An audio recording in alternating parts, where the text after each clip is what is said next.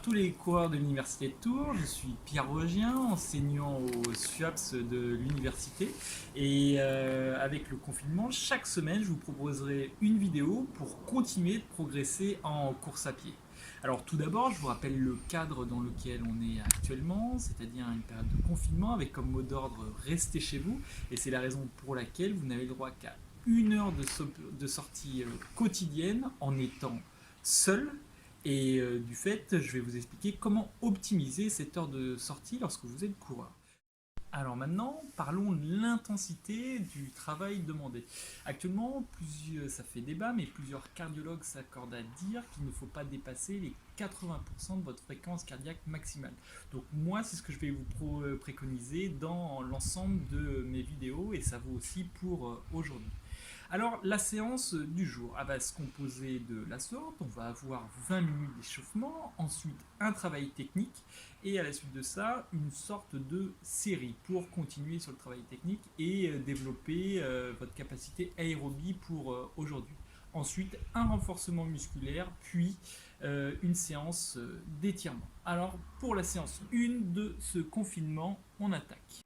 Alors, pour l'échauffement, nous allons partir sur 20 minutes à une allure très facile. Donc le repère, c'est que vous puissiez être en capacité de parler, même si vous êtes seul, essayez de retenir ça. Donc 20 minutes, très cool, où vous pouvez parler tout simplement pour vous mettre en haut. À la suite de ces 20 minutes, on va partir sur un travail de gamme athlétique. Donc tout l'intérêt de ces gammes athlétiques est d'avoir une meilleure pose de pied, un meilleur travail du pied pour être plus performant et efficace ensuite en course à pied. Donc comment nous allons fonctionner? Vous allez essayer de trouver une ligne droite d'environ 60 mètres comme ici. Et sur l'allée, je vais vous montrer un exercice à réaliser 3 fois et vous reviendrez en trottinant. Premier exercice, les montées de genoux. Là, je vais vous demander tout simplement d'avoir la plus grande fréquence possible avec vos genoux en montant les genoux environ 90 degrés par rapport à votre buste. Ça donne ça. Et la pose de pied doit être très dynamique.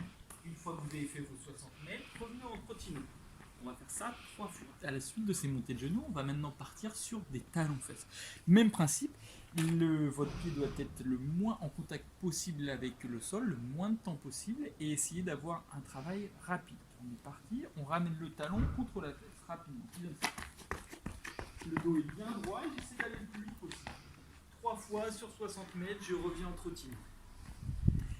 Dernière gamme athlétique, vous allez courir jambes tendues en posant juste l'avant du pied, et là pareil en essayant d'être aussi dynamique.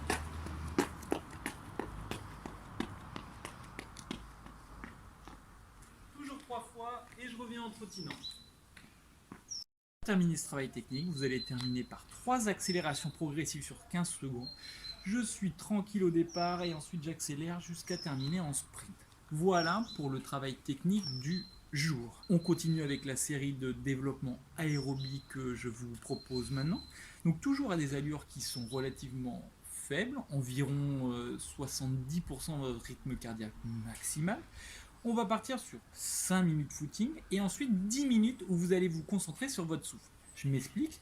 Vous devez avoir une expiration qui dure pendant 2 pas et une inspiration qui dure pendant 2 pas là aussi. C'est, j'allais dire, le meilleur ratio pour une respiration contrôlée et efficace en course à pied. Donc vous allez vous concentrer bien là-dessus. Et ensuite, on terminera par 5 minutes de footing, ce qui nous fait un travail de série d'environ 20 minutes. Passons maintenant au renforcement musculaire. Donc on va partir sur le format Tabata, c'est-à-dire vous allez travailler pendant 4 minutes avec 20 secondes d'exercice, 10 secondes de récupération. On va travailler aujourd'hui sur le travail de la sangle abdominale mais aussi lombaire selon ce fonctionnement. 20 secondes de gainage. Le dos bien droit, vous êtes bien allongé et pensez à respirer, à ne pas bloquer votre souffle. 20 secondes de travail, 10 secondes de récupération. On fera la même chose sur le côté droit. Pensez à bien lever votre hanche. 20 secondes de travail, 10 secondes de récupération. La même chose de l'autre côté. Et enfin, vous allez essayer de monter le bassin le plus haut possible pour travailler les lombaires. Donc je réexplique le fonctionnement. 20 secondes de travail, 10 secondes de récupération, et ça pendant 4 minutes. Maintenant que vous avez fait votre renforcement musculaire pour relâcher l'intégralité du corps, on va terminer par des étirements passifs 30 secondes d'étirement par groupe musculaire, c'est largement suffisant. Et vous allez faire ces étirements-ci. Pour les mollets, j'étire mon mollet droit avec le talon droit au sol. 30 secondes à droite, 30 secondes à gauche. Ensuite, pour tout ce qui est la chaîne postérieure, les disques jambiers, comme ceci, jambes tendues, j'amène mes fesses le plus loin possible derrière. Pour les quadriceps maintenant, le muscle devant, je ramène les talons contre ma fesse. 30 secondes jambe gauche, 30 secondes jambe droite. Pour terminer, le psoas, je fais une fente, mon genou est au-dessus de ma cheville et mon bassin va vers le bas. À gauche, puis à droite.